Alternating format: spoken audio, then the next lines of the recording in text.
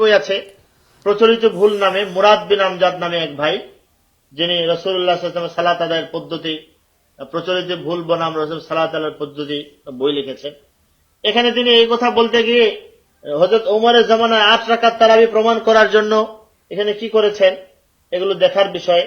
এই বইয়ের ৪৫ নম্বর পৃষ্ঠায় তিনি লিখেছেন, ওমরের জামানায় উবাই ইবনে কাব তামিম দারিকে রমজান মাসে লোকদের ১১ রাকাত সালাত পড়তে নির্দেশ দিয়েছিলেন। কোথায় আছে লিখেছেন সহিহ বুখারী ১ নম্বর খণ্ড ১৫৪ নম্বর পৃষ্ঠা, ২৬৯ নম্বর পৃষ্ঠা, সহিহ মুসলিম, আবু দাউদ, নাসাই, তিরমিজি, ইবনে মাজাহ ৬টা কিতাবের উদ্ধৃতি দিয়েছেন ওমরের জামানায় ১১ রাকাত তারাবি পড়া হতো এই কথা। আল্লাহর কসম করে বলতে পারি, আল্লাহর কসম করে বলতে পারি যে এই ৬ কিতাবের কোথাও এই বর্ণনার লেশ মাত্র নেই। আশ্চর্য। তারপরে তারা এই বর্ণনার এমন খণ্ড পৃষ্ঠা নম্বর ধরে ধরে ৬টি কিতাবের নাম দিলেন। জানি না যদি তার আরো কিতাবের নাম মুখস্থ থাকতো তাহলে ৬০০ কিতাবের নাম মুখস্থ থাকলে যা ভাবে মনে হয় ৬০০ কিতাব খণ্ড পৃষ্ঠা দিয়া দিতেন। কিন্তু এটা কত বড় মিথ্যা আমরা জানি যে এটা কত বড় মিথ্যা। এমন একটা বর্ণনা যা বুখারী মুসলিম এই ৬ কিতাবের কোন কিতাবে নেই। সব কিতাবের খণ্ড পৃষ্ঠা লিখে দিয়েছেন।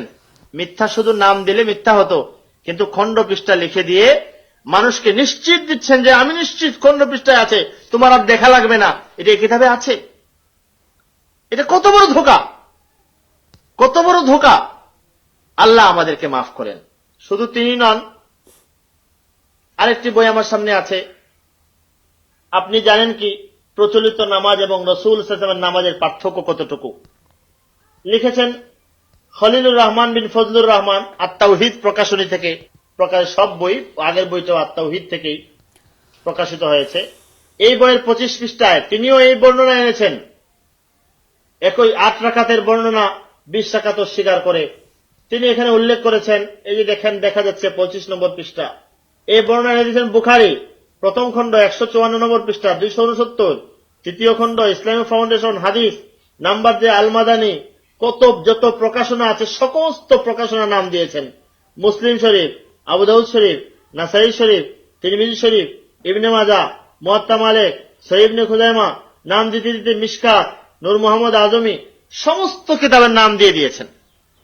এ ধরনের মিথ্যা, মিথ্যা তো হতে পারত শুধু নাম, শুধু নাম না, খণ্ড পৃষ্ঠা দিয়ে এইভাবে।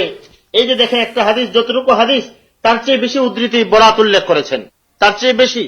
এই যে বরাতগুলো, মিথ্যা বরাতগুলো এখানে উল্লেখ করেছেন, এগুলোর দায় কে নেবে?